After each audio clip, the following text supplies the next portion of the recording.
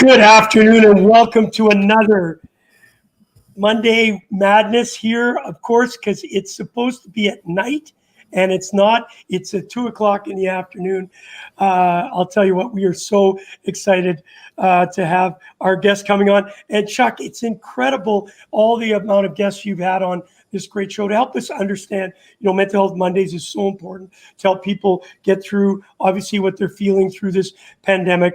But you've certainly brought on incredible guests. And this one's one of my favorite. I watch them all the time, comment all the time. I throw things at the TV, at the CBC, but certainly not when Ron MacLean is on. How you doing? What a great week we've had. Yeah, I'm just like a kid in a candy store today because, I say this a lot, but I have been fortunate enough to have a lot of great guests. I mean, Mental Health Mondays has been a wonderful year this year that we can share messages of connection with people and how they need to process it and how they need to connect to it. But one of the greatest storytellers that I know of that gets zero credit for the ability to storytell, as far as I'm concerned, is Canadian icon Ron MacLean. Obviously, he's better known in the hockey circles. But if you actually dip into Ron's other side, you're going to find a wonderful connection to music, to storytelling, to his books. I mean, community, charities. I mean, the list is just endless for what Ron does. And I'm really excited about having him on the show today. Well, I'm as excited as you are. I'm going to obviously just say hello as Ron comes up, and then I will go, just like any viewer, just want to listen to you talk with Ron MacLean and all the stories. I got to meet him in Whitby. I've met him a couple times, but the one time I remember with Wayne and Keith Primo out in Whitby, and he was just so gracious with his time and has helped so many people along the way. So looking forward to that. All right, listen, I know that you wanted to ask me a question. Yeah, so you had your ice hockey classic this weekend as well, and I want to ask how that went. I'm looking forward to going to Australia next year and New Zealand as well. But how did that go? Listen, I know a lot of people want to get to Ron, so I'm gonna do the old Cole's notes real quickly. Listen, it was fantastic with the trials and tribulations and learning how to pivot. As I've mentioned to you, I feel like Tom Brady in the Super Bowl, having to change directions all the time. It's supposed to happen in December, as you know, it didn't. Back and forth. And I just got to say, what a tremendous event. We had players from NHL players, Drake Kajula, of course, former NHL players. Zenon Konopka at 40 could still play. Look at the list. Wayne Primo was coaching, Dennis Maruk, Jimmy Thompson, Greg Johnson, Justin Pekka, and there's Kevin Noble, who flew in all the way from British Columbia to be with us. And Zenon put the equipment on, hadn't had it on for 2 years. And he was playing against kids that were 18, 19, 20 from the Aurora Tigers, all the way through to CIS, to the NCAA players. He did not look out of place.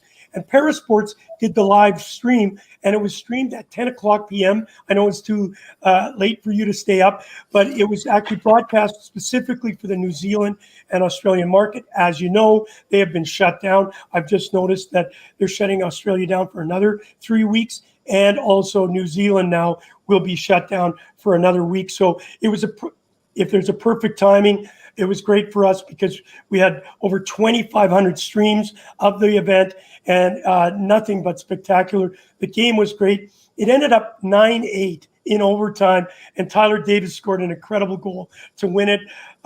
So I'm just honored. Agile Group in Adelaide helped us put it together. Jimmy Thompson, big shutout. What a tremendous guy. And of course, Jordan Larage, our producer, was the goaltender. He was down 4-1 after the first half, but I'll tell you what, he made incredible saves to keep Canada in it, because that first period, it was completely dominated by the Americans, and I think we wore them out. The Canadians came back 7-1 going into the third period. I know it sounds crazy, but a well-deserved 8-8 tie with only 30 seconds. It was not staged. Some people said, come on. It actually was exactly what was advertised. Young guys putting their heart out to entertain. So thank you for asking me about that.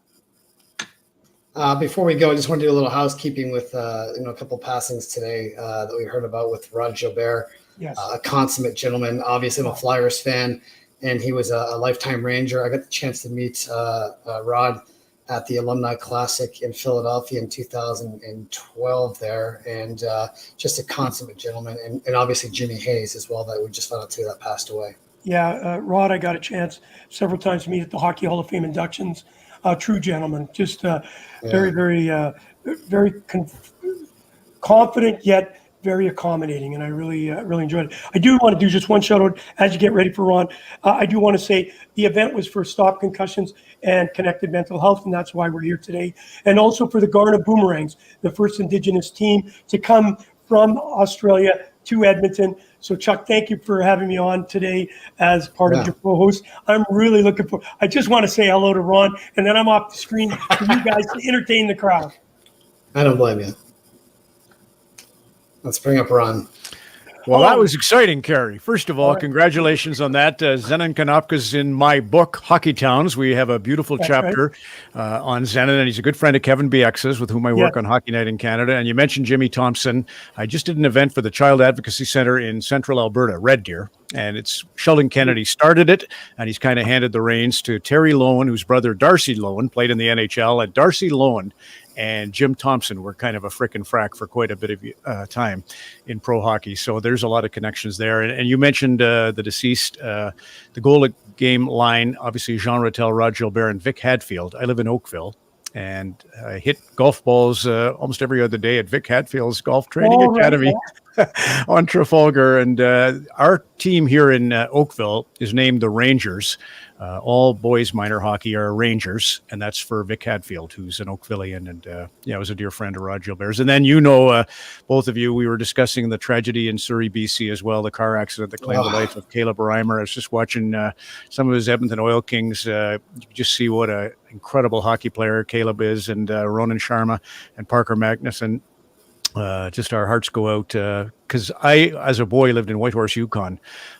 We never dreamt anybody from Whitehorse would appear in the National Hockey League, but it's happened with Dylan Cousins playing for the Buffalo Sabres. But he left Whitehorse as a youngster to go down to Delta, to the academy there. So it's a great program. It's just heartbreaking for the families, and no words comfort at the moment. But we'll be there, and we'll honor the boys through hockey, just as we did with the Broncos.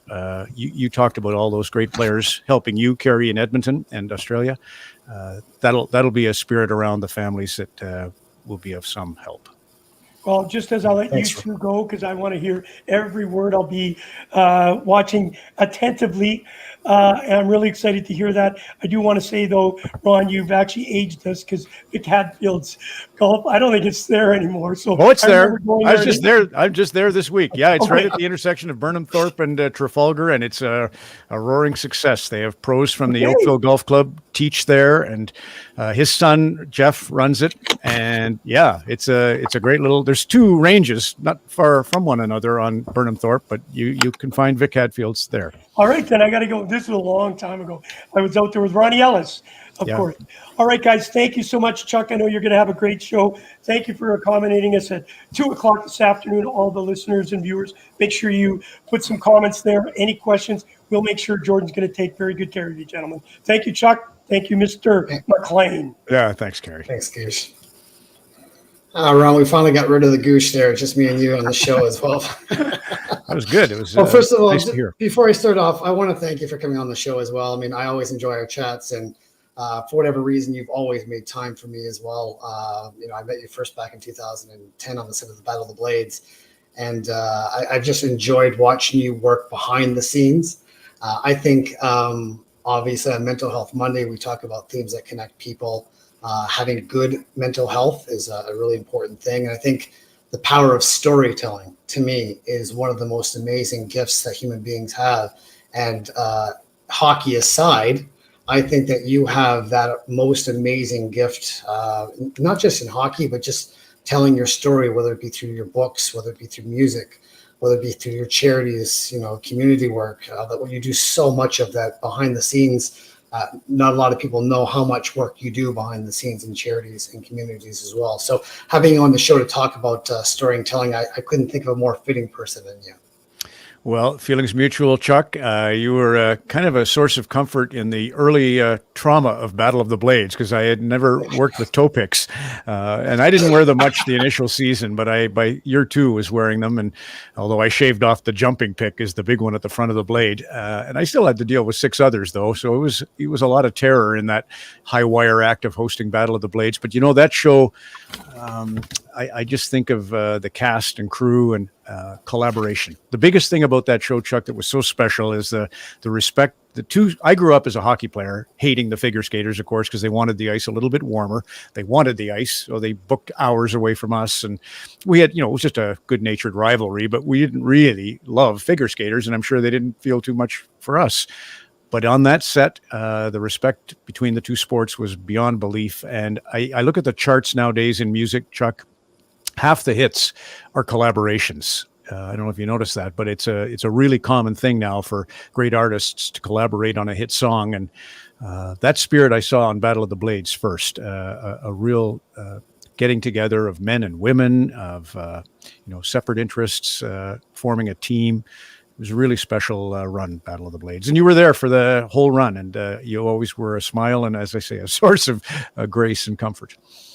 I think one of the greatest things that I ever had to go through with Battle of the Blades is my future ex-wife, Katarina Witt, make the appearance. And I spent all day making a shirt for her that says, "I love Cat."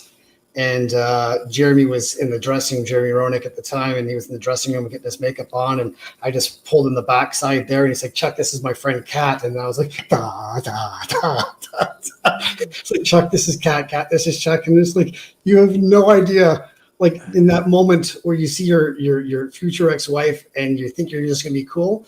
And I'm just going to mess this up 150%. Well, she was such a great sport, and she signed autographs, and she got pictures and gave me the little bunny ears behind the pictures and stuff like that. And that was amazing.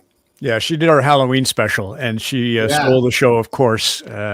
Kat, that was the thing. We would bring in celebrity judges. And for those who know figure skating, we had Tyler Cranston, we had Christopher Dean of Torvill and Dean fame. I mean, these are the who's who, the creme de la creme of the figure skating world. And they would sit kind of a little bit on the edge of their seat, amazed at what they were witnessing. It was certainly not world-class jumping, but it was phenomenal to see the hockey players take that chance to emote, to create some sizzle, some romance. It was a really special show. But to have Kat join us on it, and that was, Kurt Browning and Sandra Bezic, their connections ran deep, and we were always able to attract a really good cast to round out the show. Yeah, and before we start off, we'll get back to Battle of the Blades as well. But what I wanted to start off with is your books. So Jordan, if we can just pull up the books of Ron's right now that you had written, obviously with the help of Christy McClellan Day, and walk through your books and the process that you had in writing them.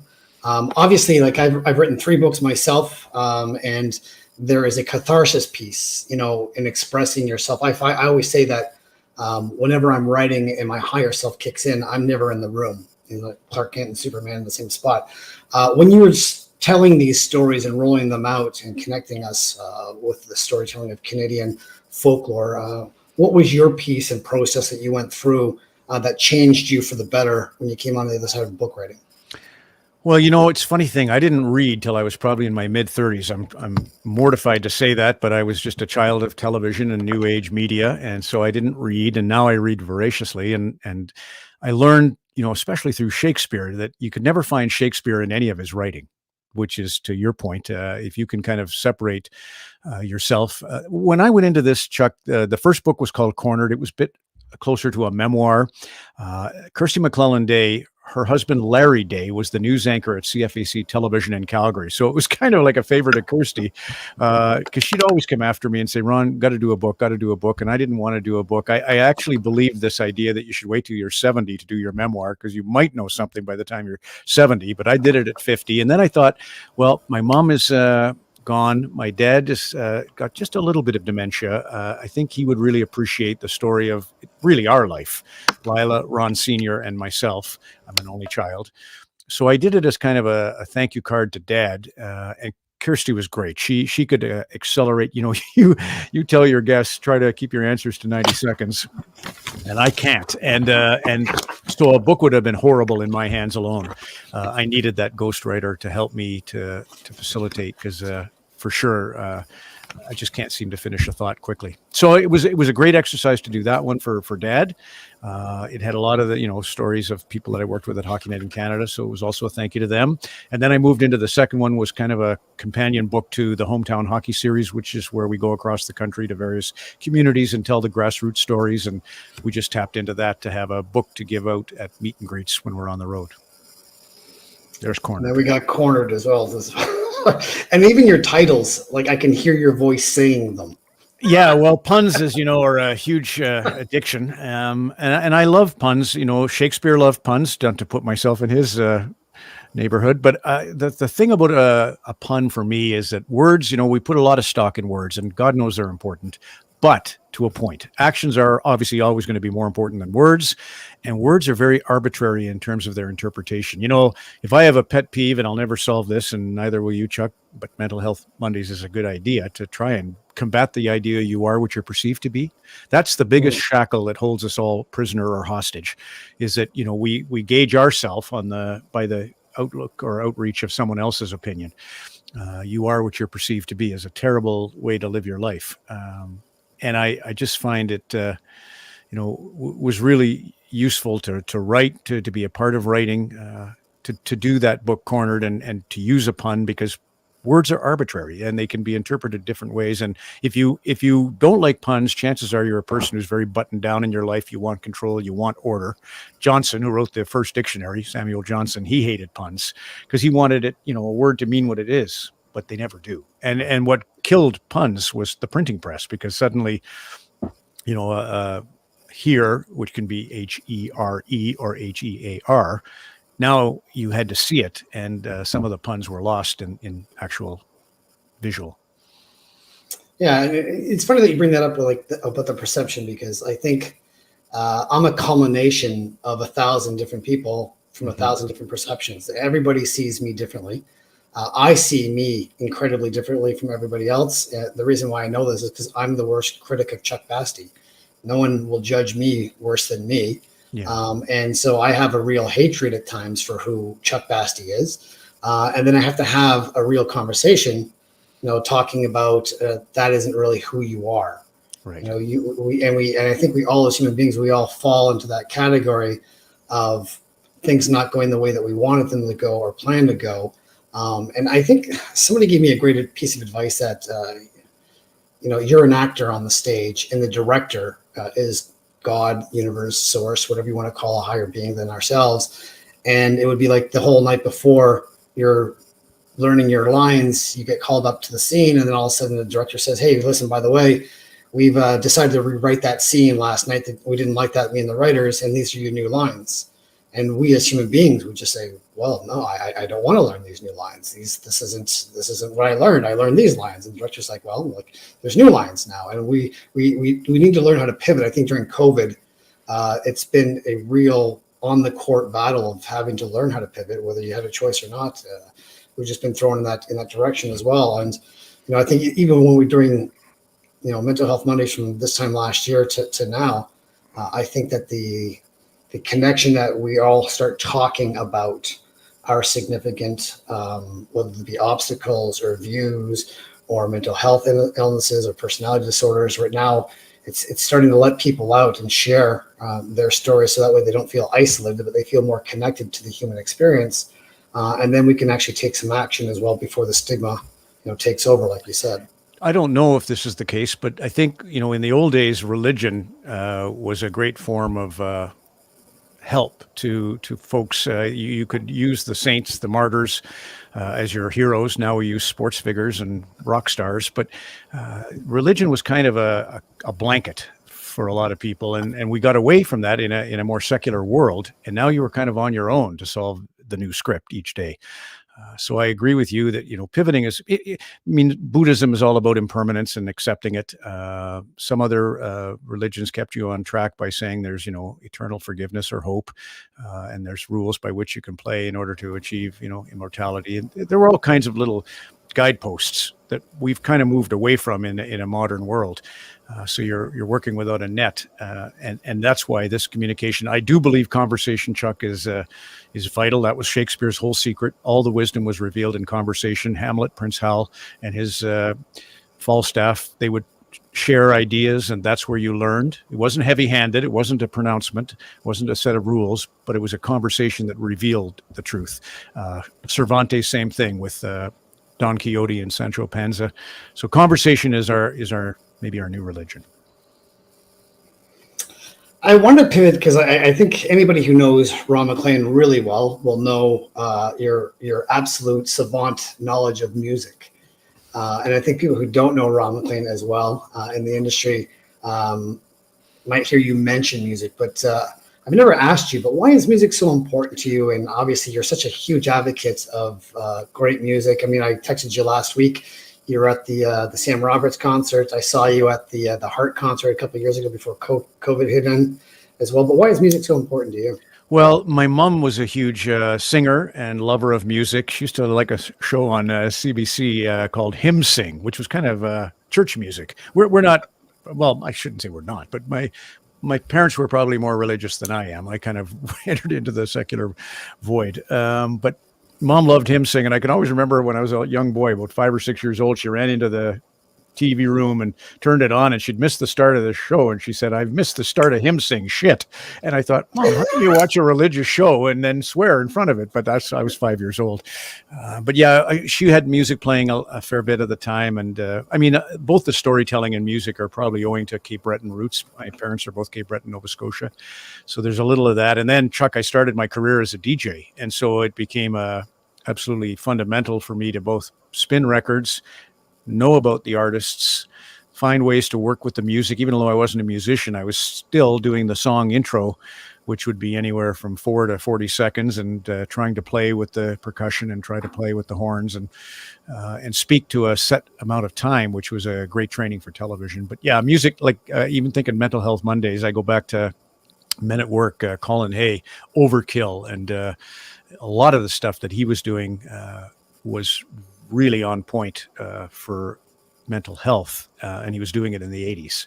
And I'm sure you could give countless examples of music, certainly within the Frederick Douglass, who wrote the book on, he's a great abolitionist and women's right advocate, who he is called the prophet of freedom. And he talked about the slaves, would go and gather in the woods and sing when payday came along. And for some, payday was a blanket. For some, it might be a portion of food. It was never money.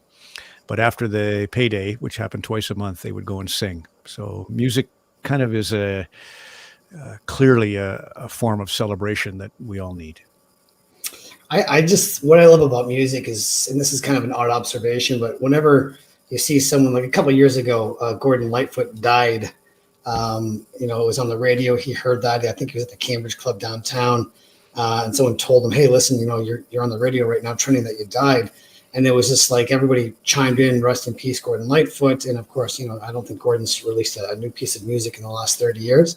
Could be wrong, but everyone has that connection to where they were the first time they heard Gordon Lightfoot, or the first time they heard Bohemian Rhapsody, or the artist and the person who passes away.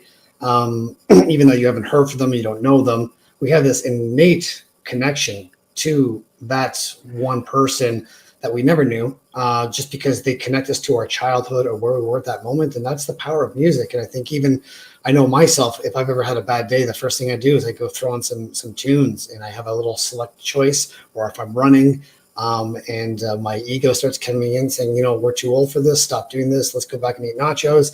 I got to listen to the music to get me through that kickstart. And music's a very cathartic piece of that. Have you heard the new Jackson Browne, Downhill from Everywhere? He's got a new album. It's called Downhill from Everywhere, is the title track by Jackson Browne, and he's touring right now with James Taylor. But oh my God, it's fantastic. And I think of all the times I heard, like in the case of Bohemian Rhapsody, I remember first time I heard Bohemian Rhapsody, first time I heard Dire Straits, Sultans of Swing, first time I heard Boston, More Than a Feeling, first time I heard Loverboy, Turn Me Loose, all those riffs, all those opening, first time I heard Guns N' Roses, Sweet Child of Mine. Usually they were the introduction to the band. I mean, the band may have existed, but this is the first time they hit, and you knew you were experiencing greatness just by that opening riff. And I could tell you where I was in front of a 7-Eleven, or where I was on a Trafalgar, or where I was, the moment I heard it for the first time, and it never leaves you. It's an imprint that music is capable of, and it's part math and it's part emotion, and yeah, fantastic. And I mean, in our world of hockey, obviously you've met everybody literally that you probably want to meet or could meet or have to meet. And but on the music side, who's someone that you're just really geeked out to when you met Well, it was And neat you to were just meet like, Gordon Lightfoot. It definitely was yeah, neat. I wasn't. I was more a guitar guy than a lyrics guy. Again, it just makes no sense. I didn't read, and I wasn't into lyrics, and I ended up in a vocation where you should try to be a wordsmith. But I of course grew to respect it greatly as I aged. And I had a dear friend growing up, Pat Quinnell in Red Deer, Alberta, who loved Gordon Lightfoot. And I thought, what is wrong with you? Why can't you appreciate Tom Sawyer by Rush? Anyway, I met Gordon, and I was at his home in Toronto. And at Park that Lane. time, yes, right. Drake lived across the street. He's Yeah, moved he still since. does it. Yeah, but so you had Gordon Lightfoot sitting on a rickety old Canadian Tire polyester lawn chair on his front step, having a cigarette, looking across the street at Drake's mansion. And I thought, wow, somebody record this. Yeah, but Lightfoot's, Barry Keane, the drummer, is a great hockey fan and a big Leafs fan. And he told me a funny story about, when Carter Lancaster came aboard to play guitar for Gordon Lightfoot. And he said, I hate to say it, Barry Keane said, but a few of Gord's songs do sound a bit alike. So Carter Lancaster, lead guitar now, and he's everybody else in the band has been there for forever. So when Gordon would give you the set list, he never adhered to the set list. He always ad-libbed and felt the night. And he would start a number, and Carter Lancaster, you'd see the panic come over his face. And so Barry Keane, the drummer, would be going like this. So that means it's early morning rain. So all the communication around Gordon to know what song he was actually launching into. And yeah, genius, special guy. He was one for sure. I got to know Gord Downey and the guys from the Hip, and Jim Cuddy and Greg Keeler from Blue Rodeo. One thing I always probably tell this too often, Chuck, but it's fascinating how many, like Greg Keeler of Blue Rodeo, one of the two front men, is a goaltender in hockey. Alan Doyle, Great Big C, is a goaltender in hockey. Gord Downey, Tragically Hip, goaltender in hockey. Andy Mays, Skydiggers, goaltender in hockey. Luke Doucette, White Falcon, goaltender in hockey. David Francie, they're all goalies. There's some weird link between. We're a different breed. We're a different breed. Yeah. Not that I'm a lead singer, but I'm a goalie. But yeah, like we have that disconnect of frontman connect, right? And like we're definitely not drummers. Goalies are drummers. Like yeah. I wanted to bring up hometown hockey because you and I had been talking at Conrad Lineman and Jane Rue's gallery. I guess it was back in 2014 or 2015, and we were talking about obviously when Strombo was going to be the new Canadian Hockey Night in Canada host as well, and that was something that kind of sat with me. That was just kind of gutting, and when you said, "Hey, well, listen, I'm not really worried about this. We have this new project coming out called Hometown Hockey. I'm really excited about this," and I had no idea what that was and what it's blossomed to be. And every time I watch that, wherever you are across Canada, it really doesn't matter.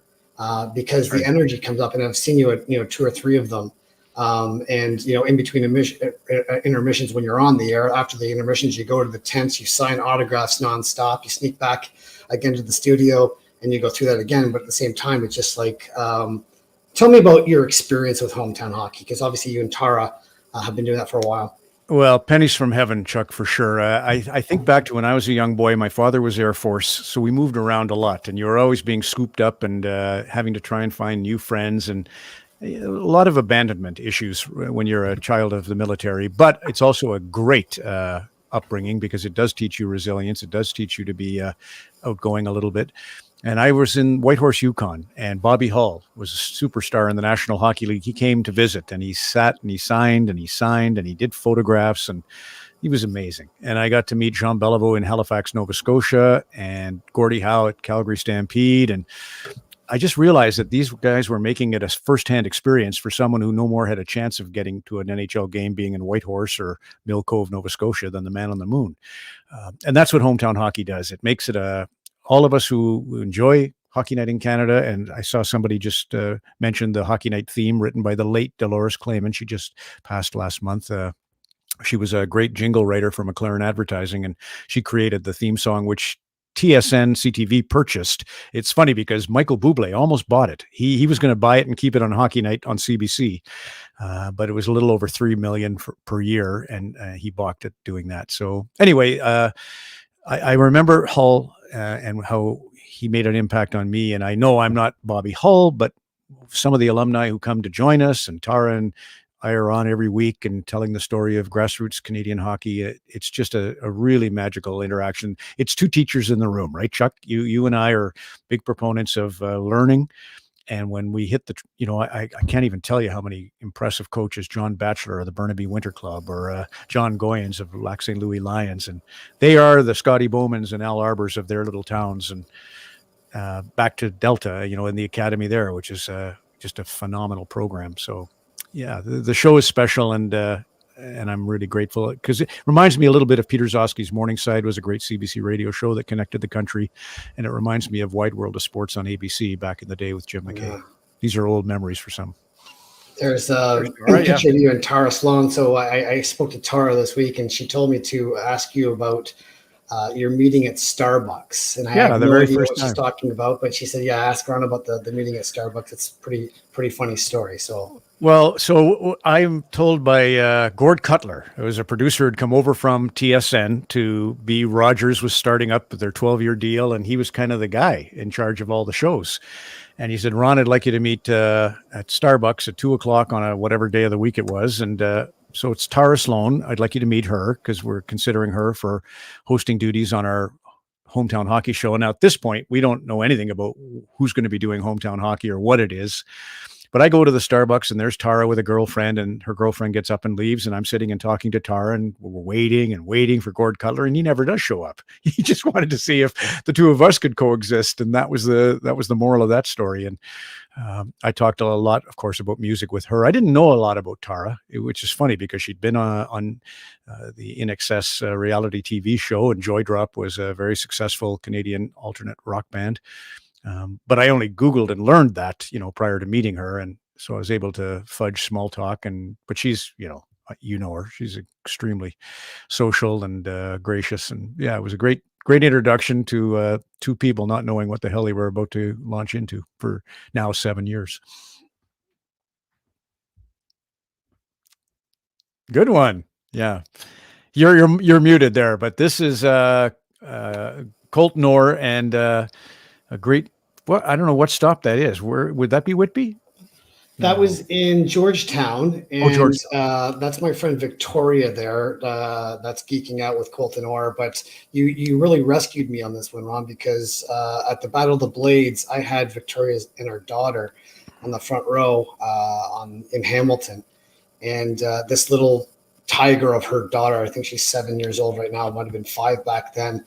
But she sat there cross-armed. She's just like, if you don't get me to meet Ron MacLean, I'm never talking to you ever again. And I'm just like, look at the sass on this little thing.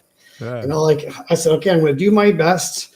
Obviously, we get to Georgetown. They live in Georgetown. And I remember taking you aside and saying, listen, you got to bail my ass out of this one, because if you don't come over and say hi to Victoria's daughter, she's going to punch me in the face. And so every time a 5-year-old punches an adult in the face in a parking lot at hometown hockey, the police are probably going to get called. So thank you for bailing me out on that one. Is Victoria's daughter a figure skater? Because you need to have that kind of self-confidence. I think it's the bravest bullfighting or bull riding. Pick your one from rodeo, and figure skating, I think, are the two bravest athletic endeavors on earth. It's just unbelievable I know downhill racing, and I could give you a million death-defying sports, but something about that figure skater waiting. Like I know, Chuck, on Battle of the Blades, I've done maybe a 40 or 45 second skate, and I know the fear I feel, and I can't even imagine the Olympic crosshairs. So that if she is a figure skater, that explains that. Well, Victoria was a figure skater. Gracie's not a figure skater, but she's obviously following the figure skating pathway. So that was obviously for her, it was a huge thing. Even getting tickets to Battle of the Blades for her was a huge thrill as well, just to be around the big people. Great kid show, right? It just that to have the children at those shows. It reminds me, and it's terrible, but when I was a boy, I was a big fan of Stampede Wrestling. I grew up in Alberta mostly, and there was a wrestling show that I was in love with, and Ed Whalen was the play-by-play guy for wrestling, and he would ultimately be the guy I worked with on Calgary Flames broadcasts doing the NHL too. But I just remember the joy I got from the theater of wrestling. And in a way, figure skating has, like they say, clothes make a statement, costumes tell a story. And figure skating is the story that kind of is closest to wrestling for me. Well, let's segue there because that's a perfect time to bring in Battle of the Blades. I want to start off by just saying that's me opening night at what used to be Cops Coliseum in Hamilton, 2019 with my Don Cherry suit there. I don't even know how I found a shirt to match that Tim Hortons cup that I'm holding, but it's great. Yeah. But Sandra Bezic, had this idea. And for whatever reason, I said to her 1,000 times, thank God you didn't listen to people when they told you what a stupid idea it would have been to put including me together. Right. I thought not a chance this show could work.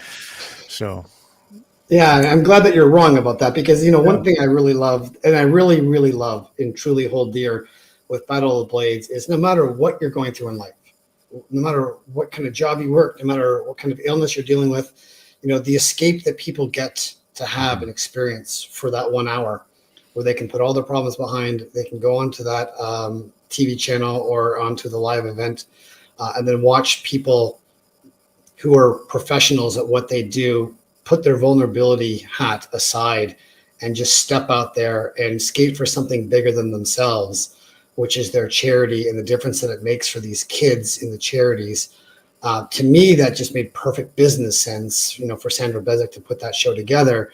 And I know it takes a lot of resources to bring that to bear. You have to, house the athletes for months at a time and fly their families in and out. And there's ice costs and keeping the venue open for weeks at a time and terrible logistics. But I mean, the feels when you're in that arena and Sheldon Kennedy's story gets, told, or Brian Savage's story gets told, and you've been through all of them and you've gone through all the charities and all the athletes as well.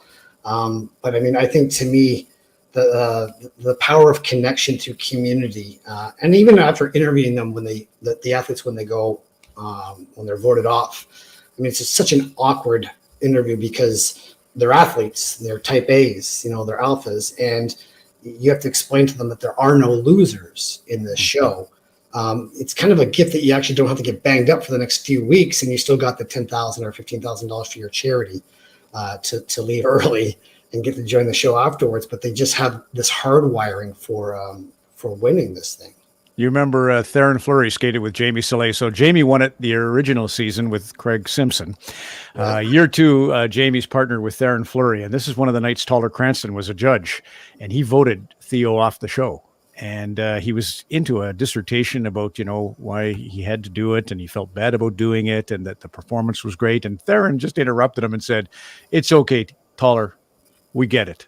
You don't have to keep explaining yourself. We get it. We're off." And I remember Bob Probert, bless his heart, he was really upset too the first season when he got knocked off first show. And he was our cachet. I mean, we had Kurt Browning, obviously, and it was, as you said, Sandra Bezic and Kevin Albrecht were the co-conspirators to create the whole idea. And I just didn't think the hockey players would be able to get out of their shell and, as I said, be vulnerable. Like you are so right about that. And I do think it's important, if there's a great lesson in it, that was the way you could frame it, is that I'm doing this for the benefit of somebody else. It's not how do I look, how great am I? It's what could I do for someone. That really was the saving grace. Because I'll tell you, Chuck, you go in the dressing room before show one, night one. I'll never forget Claude Lemieux. We picked Claude Lemieux, who had won the Conn Smythe Trophy, had won Stanley Cups with 3 different teams. He was partnered with Shaylin Bourne, and they were the 2 we targeted for the first skate, because that was going to make or break us. If the first couple came out and fell all over themselves, well, the trembling going on in the room would only intensify. But they came out and nailed it. And after that skate, you knew we had something. The lighting was great. Joan Tassani, the director, knew what she was doing.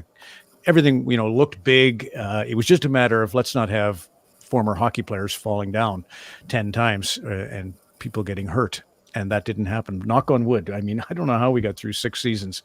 We had some injuries in practice, as you know. Marie-France Dubré was very lucky, but George Laraque was very lucky, yes. Skate to the head. But we never had on, because we went into that first show with a meeting after meeting about here's what we do when the injury happens, when the blood is pouring out of the figure skater's head or the hockey player's head.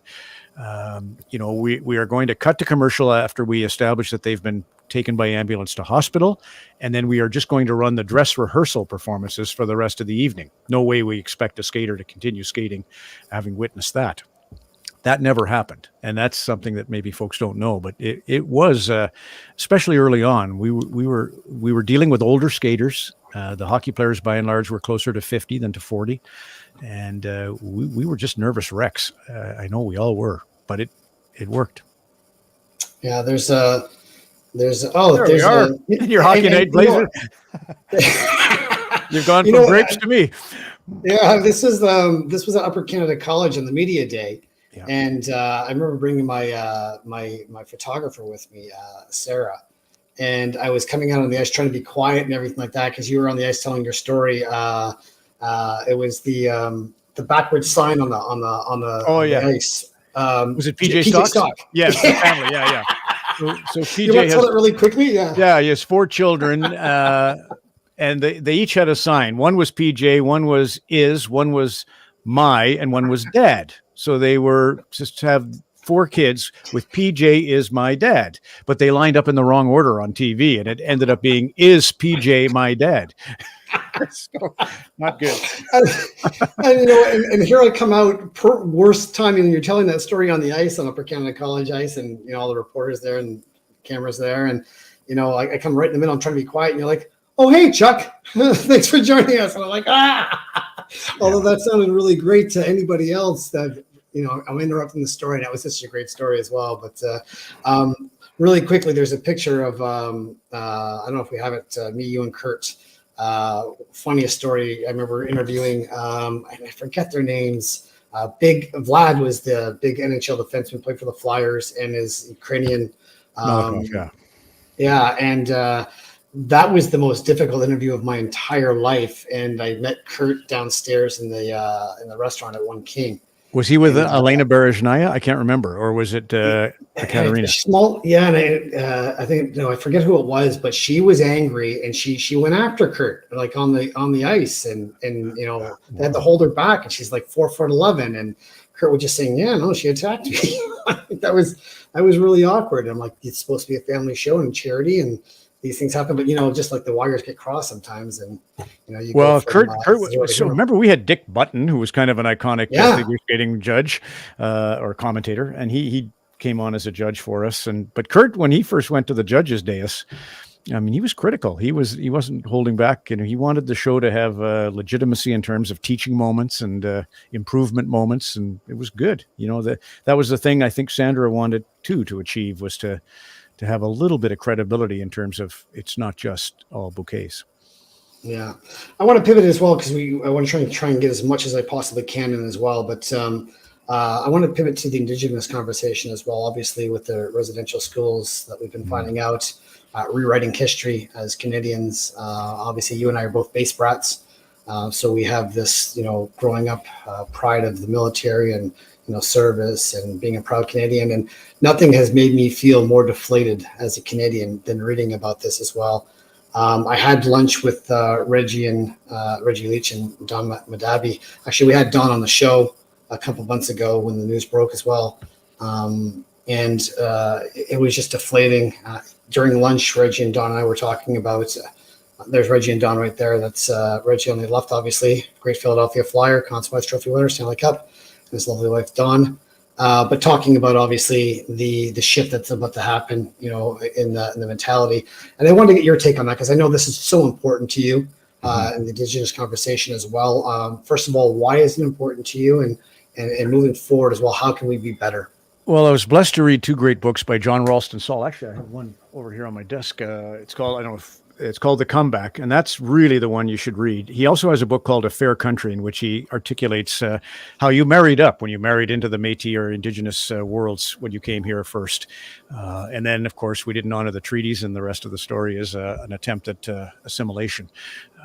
When I kind of got really motivated after reading those books was when we hit the road for hometown hockey, Chuck, and we would go to Cranbrook, and I would meet Catherine Tanise, who is a great spokesperson on Truth and Reconciliation. And same with Salmon Arm, BC. We did the show there. That's the home of Mary Thomas, considered the mother of Truth and Reconciliation. We went over to Kamloops, and I met Tanya Willard out of Merritt, BC. She's a great artist. and she wrote the opening for our show.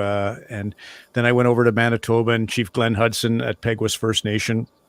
He worked in the oil patch. He's an engineer. He was up in Fort McMurray for years on end, and then he came back to his home to be chief of the community.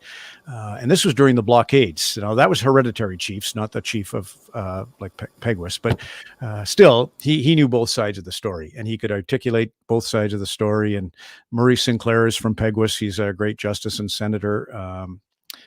Keith Cormier out in Corner Brook, Newfoundland. I mean, I could go on and on about Chief Stacy Laforme down here at Mississaugas of the Credit, which is the territory upon which we're doing this show. When I had, like, as an example, when Don Cherry decided not to come back to apologize and move away from Hockey Night in Canada, it was a huge story, as you know, and I was sort of at a loss how to frame it or how to talk about it. And so the first call I made was to Chief Stacy Laforme, Mississaugas of the Credit First Nation, who would know how to try and move away from guilt and shame and I don't know that I did that, perfectly, of course, but that's who I trust to help guide me on, I'll take their 10,000 years of experience in negotiation and use it to help frame an argument or a conversation.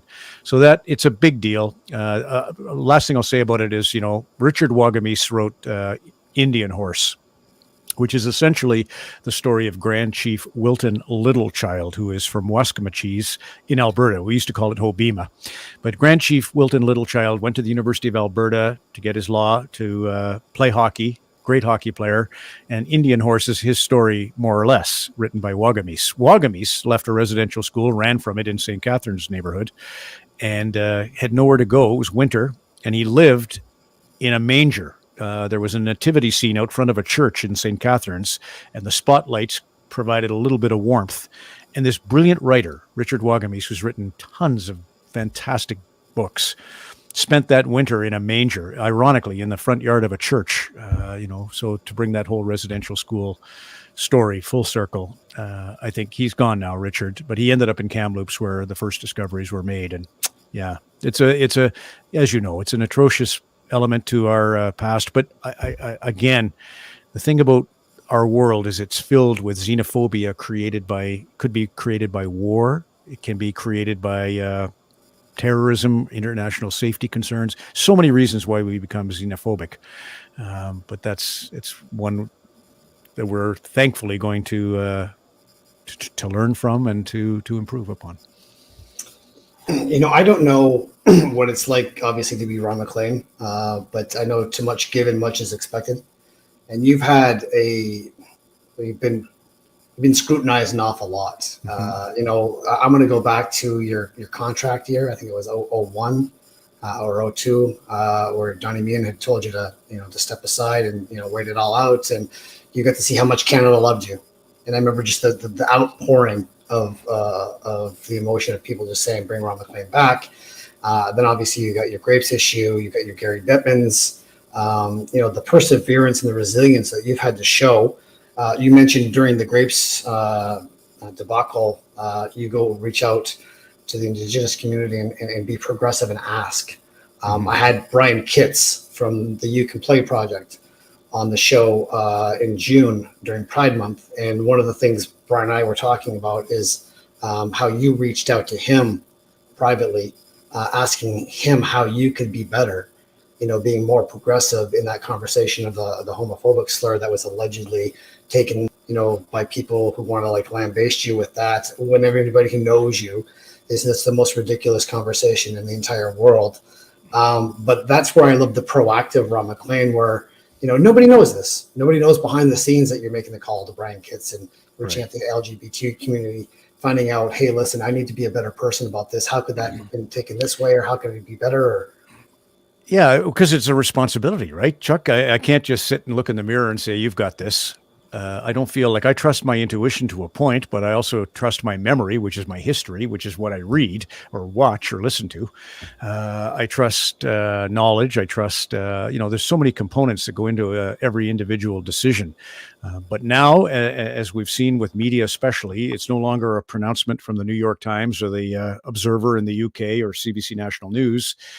There's horizontally going on Twitter and social platforms, lots of wisdom as well, lots of opinion, lots of reason to think, okay, in academia, they call reaching your audience code switching, knowing who you are speaking to and trying to speak in a sensitive manner.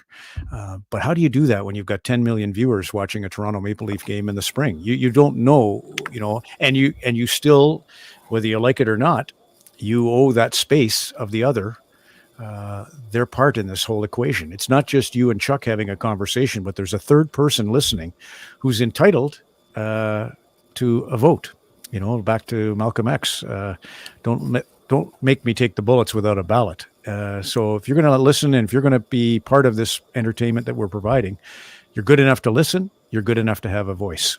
And so I respect that space. And I was dumbfounded, and I felt like, it was very unfair that I got caught in a simple, for me, a reference to rum drinking and a guy high on himself must be under the influence.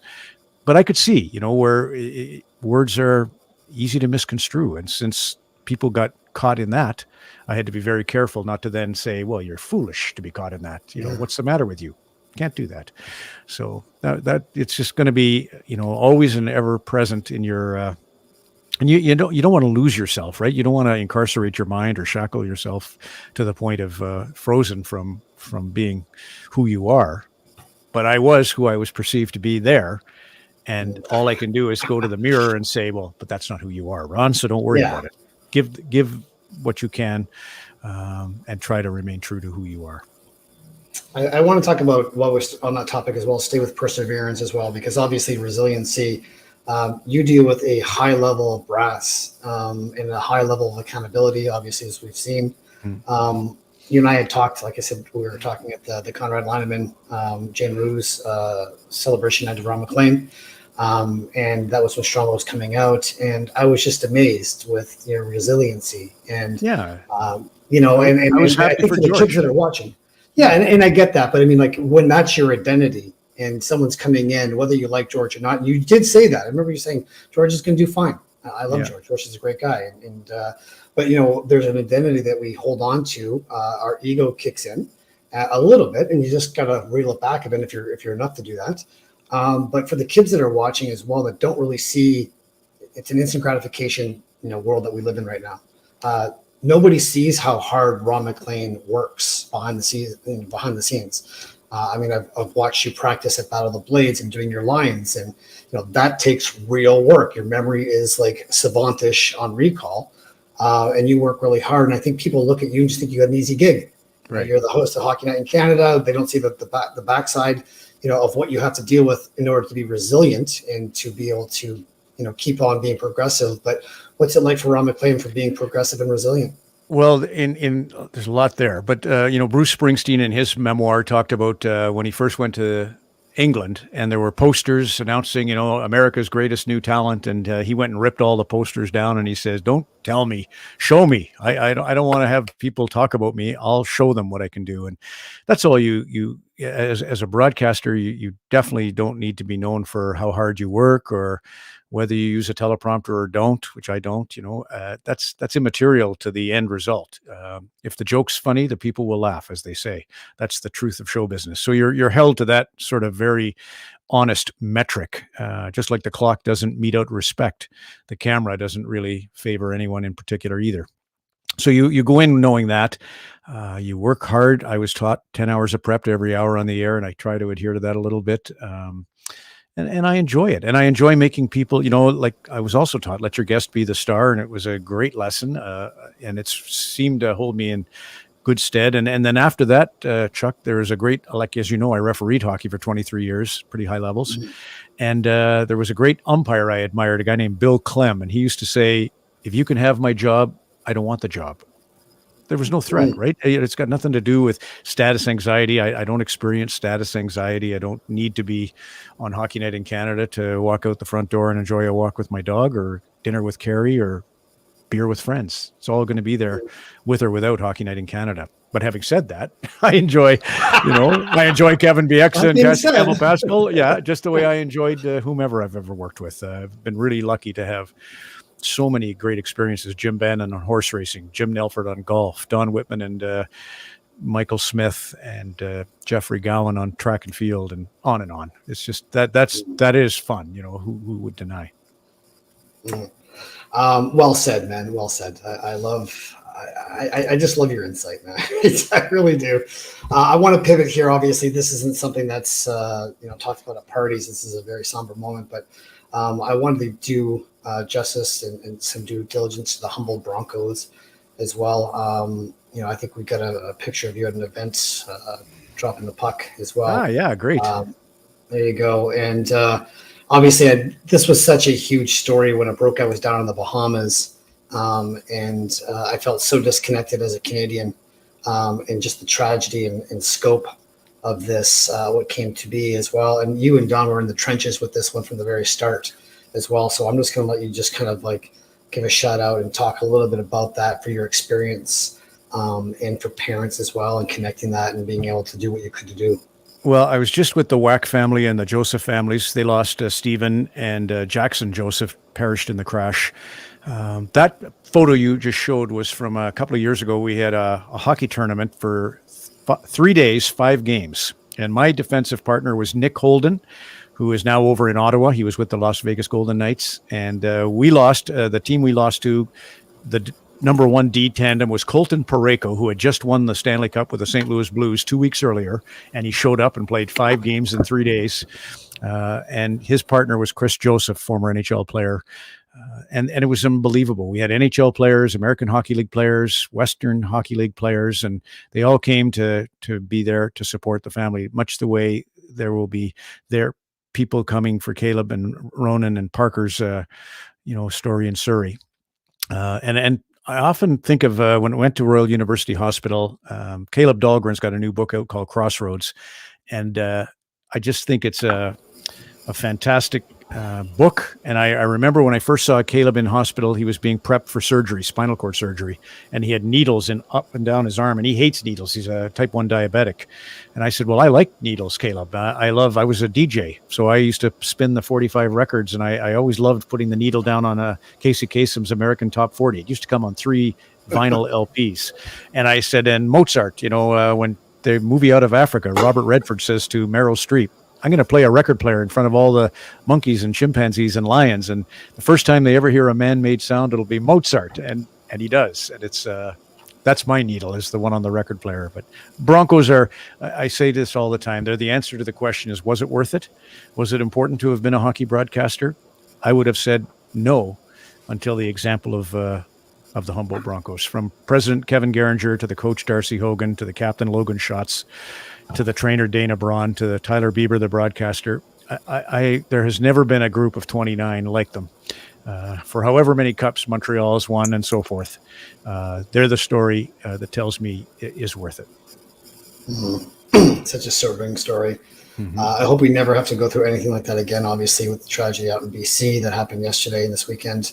It's every parent's worst nightmare to get that call. And I can't even imagine the trauma that's still there to this day, even with people like yourself and Don and going out there and making... we can't help, Chuck, but they help each other. That's what's great about a team. I watch in just amazement at how great, and there's always a yin to someone's yang. Because that's a lot of divorce happens after the death of a child, because one wants to cocoon and one wants to go out and be an advocate for the cause, and they're kind of at odds on how to approach the grieving process, which is so understandable.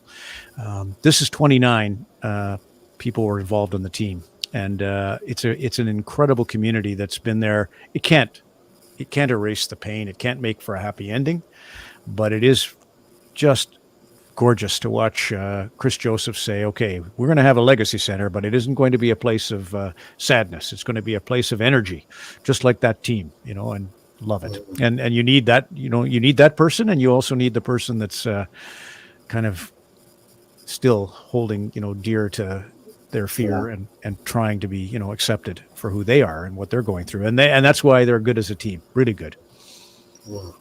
I said I'd do my best to try and make this an hour. It's I'm going to fail miserably at this one, but before we go, I want to do a little rapid fire with you. I think try and keep it light. So okay, so I'm just going to go down a list of questions. You kind of give me your bullet shots.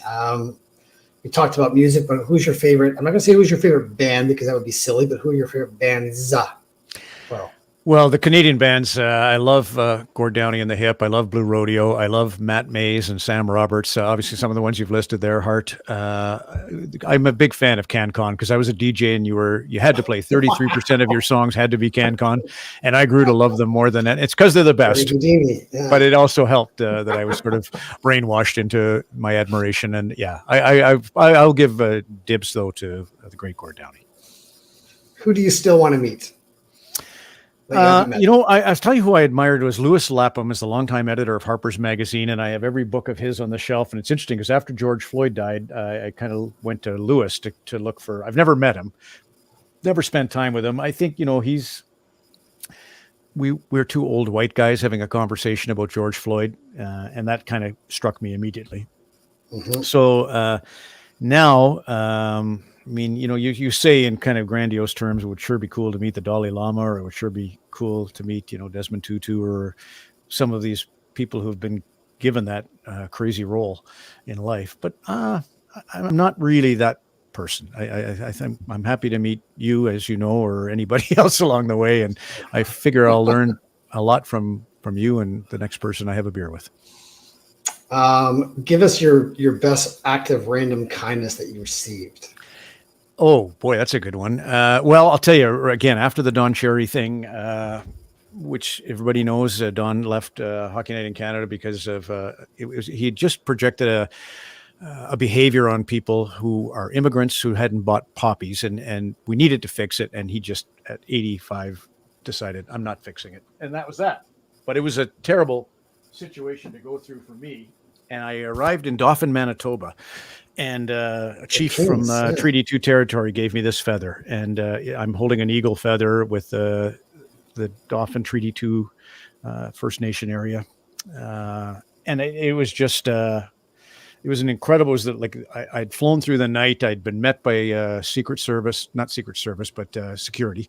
I get off a plane in Winnipeg at 2 a.m, and there's 6'6" security guards because I'm going to be attacked for this whole Don Cherry thing. And there's protests happening all across the country, and it was just an insane time. And that was the best. That was my favorite. You mentioned Gordon Lightfoot, but who your biggest geek moment of who you got to meet that you Tom Wilkinson. He was a quarterback for the Edmonton Eskimos. I can't say Edmonton Eskimos anymore. The Elks. Sorry, that was a Freudian. But he was a guy I really admired. He was funny. He was a great quarterback of a CFL football team, and I interviewed him. He came to Red Deer to do a steak and beans fundraiser for the Kidney Foundation, and I was terrified. But that's my big geek moment. This is the last rapid fire question before we wrap up, but I want to know your take on what you want your legacy to be remembered for. Well, honestly, that's back to status anxiety. If I start to concern myself with a legacy, then I'm going to start to concern myself with holding on to or clinging to something. Now, having said, I don't like the idea of you are what you're perceived to be, and a legacy would be a perception. So I only can answer, at the end of the day to my own, and I have lots of deficiencies and warts like we all do. But I only answer to those and sort of internalize the idea of a legacy being kind of kind and good. The art of loving is to love oneself so that you can do that to others. So yeah, that's all, Chuck, there. I definitely am not big on awards. I give all my awards away if I can, just to remind myself of that. You're muted there. You're just too much on the broadcasting side that you pick stuff like that up. Yeah. I'm geeking out right now, Ron. That's what's going on right now. It's like state president in the moment. You're almost there at the finish line. Just lean into the tape. Silence is good. It's like Matt Galloway. He interviewed Barack Obama this year, and he had a great little bit of wisdom he taught me. Galloway at CBC. He does the Current. He says, I have a sticker, a little Post-it note on my microphone. It says, "Stop talking." So the art I've never learned. Me either. I think, in interviewing, like you hit the nail on the head, make your guest the show, and then make it less about me as well. And, for you to be on the show as well, it's just, you make it really easy to do that. But before we go, I wanted to give out a shout out to Mark Anthony Hair Products, who obviously does this. Obviously, I know that probably wouldn't be a great gift package for yourself. But, Thank you. Yeah, Carrie, I won't be needing that. but for Carrie as well, I mean, we've got a picture of you and Carrie as well. There's Carrie, your lovely wife, and I think if you want to give that to Carrie, the people at Mark Anthony would be more than happy to. Great. Yeah. To make the dew come out for Carrie as well. And we also have our friends at Holy Chuck Burger. It's not just a great name, Ron. It's actually a sick burger. And Johnny from Holy Chuck, I know that you're familiar with him. Yeah. There you go. Just seeing my names in the neon light, hits me right in the feels. It just hits me right in the feels. But that burger gives me a meat sweats coma, where you wake up and you're like, where the hell am I? Like, this is just such a great burger. But Johnny from Holy Chuck Burger, as generous as he is, he works a lot with us on the mental health side. There's Johnny there with the meat sweats on that burger. But he's a big advocate of mental health awareness and Mental Health Monday as well. And he's going to provide you with some gift cards as well. And then generously enough, going to give you a call out so that way he will cater one of your charity events of your choice. So that way everybody else in the Ron MacLean field can experience what the meat sweats are from Holy Chuck. But you have to say Holy Chuck. Johnny, we met each other at Kevin Weeks at a great summer soiree a couple of years ago. You're the best. Your burgers are by far the best. And Holy Chuck, thank you. I was actually way too good. I'm not used to my guests being that good, Ron MacLean, but before we go, I want to give you the last word as well. I want to thank you for being on the show, but anything else that I've missed or shout out to? Or? Chuck, we'll come back to the mutual respect of our experience at Battle of the Blades was just watching people given a challenge to learn something new in order to create charities, create opportunities for charities. You were a big part of that. And I'm grateful for getting to meet you there and getting to share all those years on Blades and getting to do the podcast today. It was great. Continued success to you and Carrie. Yeah. And I can't thank you enough because obviously there's a million places you can be right now. And, I've talked about this for a couple of years as well. And the timing just hasn't been, where it's kind of been workable as well. But on the hottest day of August right now, I want to thank you for being on the show on Mental Health Monday. Thanks, Ron. Total pleasure. Thanks, Chuck. That's Ron MacLean. Oh, man. Like I said, there's a time where you're just going to geek out. And that's obviously me right now. But I want to thank Ron MacLean for being on the show. And honestly, I want to thank Carrie, his wife, for sharing Ron MacLean with us because, there's a lot that Ron does. He bites off a lot and he chews it all. But there wouldn't be any of that if Carrie wouldn't, want to share Ron MacLean with us as well. So, Carrie, thank you. Hopefully you enjoy those Mark Anthony Air products. They might give you curls like this. So, anyways, I want to thank Holy Chuck and Mark Anthony of our sponsors for the show today on Mental Health Monday. Sorry we didn't get to your questions as well with Ron MacLean, but I will go do my best to go down the box down and comment on those. If you have anything that you want to drop in the box as well, feel free. We'll get back to you as well. But I want to thank you for being on the show for Mental Health Monday.